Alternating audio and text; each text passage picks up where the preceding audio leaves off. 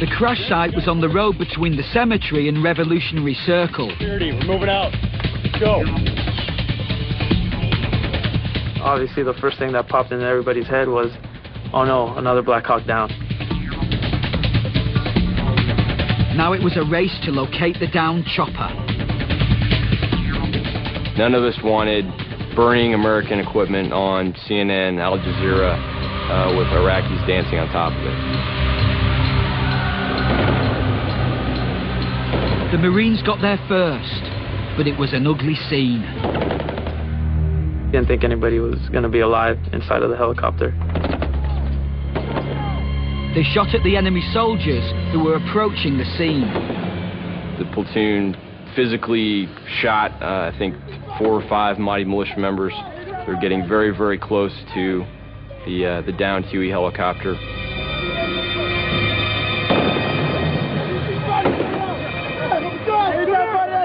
Amazingly, all 4 crewmen had survived the crash. The pilot, co-pilot, and 1 crew member were evacuated. But the crew chief stayed behind to disable weapons and radios, then remove all the sensitive equipment. Sergeant Nelson Martinez and his squad helped out.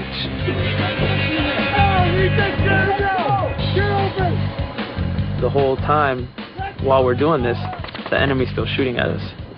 So we're trying to pick up the radios and trying to cut wires, and you can hear the rounds impacting on the helicopter itself. Once the Huey was sanitized, the Marines picked up where they'd left off,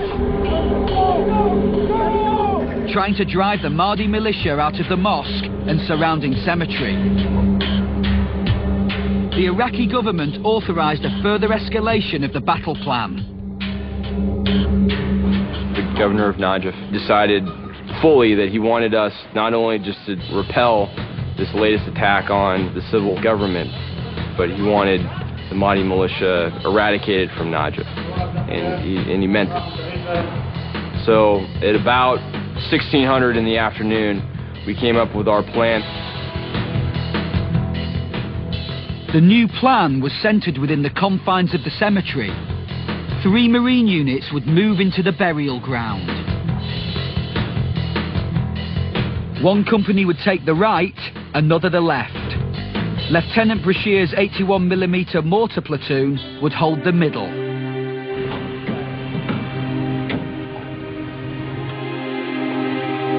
I just remember looking out there and thinking, man, this is going to be a fight. At 6 p.m. on August the 5th, the Marines entered the cemetery through a break in the wall. The mission took on an eerie feeling. The terrain was restricted. It was probably about 1.5 to 2 feet in between the crypts, or the headstones. So your line of sight, it's hard to see things. Some of these tombs and catacombs were made out of clay, so when you'd step on one, you'd fall through some of the tombs. You'd see the remains of whoever was buried there.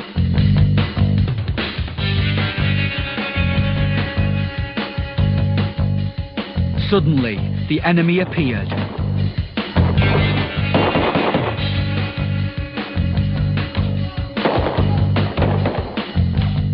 This is the first time that we had seen large groups of individuals massed to fight us. It wasn't 10 or 15, it was 50 to 100, 100 to 200 at a time.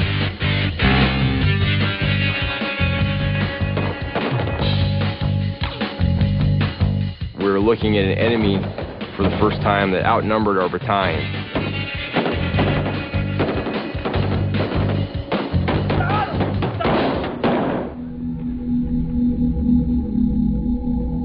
The insurgents knew the cemetery well and used that to their advantage.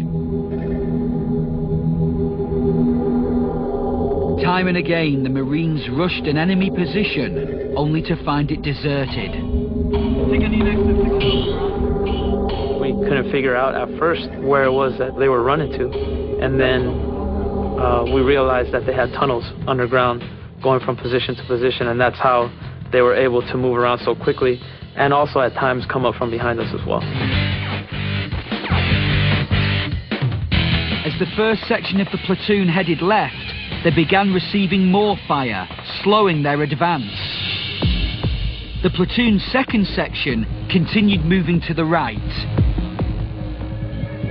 The second section pushed up a lot faster than we did. Oh, see where it's coming? We could hear their voices and when they fired, but we couldn't see them.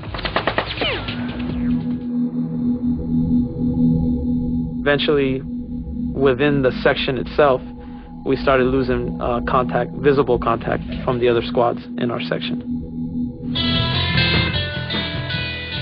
At sunset, all the Marines were ordered to pull back to a staging area called the Diagonal Road to spend the night. We were pulling back because artillery and air was going to prep the area so we could go back in. Lieutenant Brashears needed to give the order to his men. He found his second section quickly, but he couldn't find the men in his first section. Went around the building expecting to find first section and relay the same command. They weren't there. He believed they were on his left flank, but a crypt obstructed his view. And radio communication was of little help in the massive and imposing cemetery. He found himself alone and not knowing where the other squads were, and by this time it was starting to get a little dark. Lieutenant Brashears knew he had to find his men before nightfall and get them out.